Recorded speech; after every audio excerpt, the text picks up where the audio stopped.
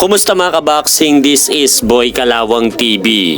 So matapos nga pong manalo nitong si undefeated heavyweight prospect Moses Itauma noong linggo lamang kontra kay Dillian Whyte, kung saan nagwagi nga po ito sa pamamagitan ng first round technical knockout sa kanilang naganap na laban, ay nakapasok nga po ito sa bagong update top 10 heavyweight ranking na inilabas ng Ring Magazine mga idol. Dahil nakapasok na po si Moses Itauma sa pang number 10 spot ng Ring Magazine, dahil hindi po basta-basta nakakapasok ang isang boksingero sa ranking na ito kundi ka magaling na boksingero.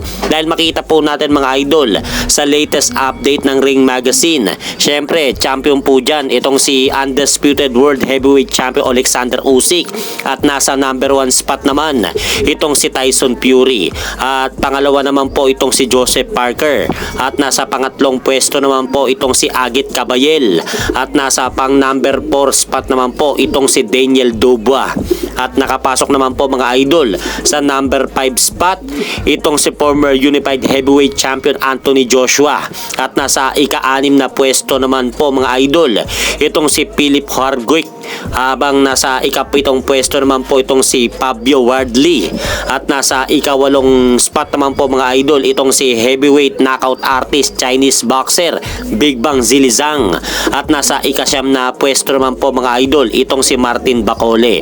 At syempre mga idol, hindi ba kukumpleto ang top 10? Nakapasok po dyan itong si Moses Itauma.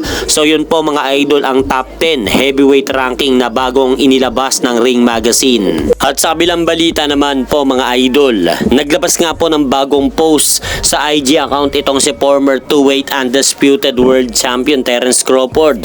At nakalagay nga po sa post nito sa kanyang mismong IG account na "Little bro gave me some rounds today", at nakalagay nga po dyan ang pangalan ni Shakur Stevenson sa ilalim ng post ni Terence Crawford. So ang ibig sabihin pala ni Crawford sa post ito na nakipag-sparring siya dito sa kanyang itinuturing na nakakabatang kapatid na si WBC World Lightweight Champion Shakur Stevenson, para makatulong sa kanya para sa nalalapit nitong laban kay Canelo Alvarez sa darating na September 13 sa Las Vegas, Nevada.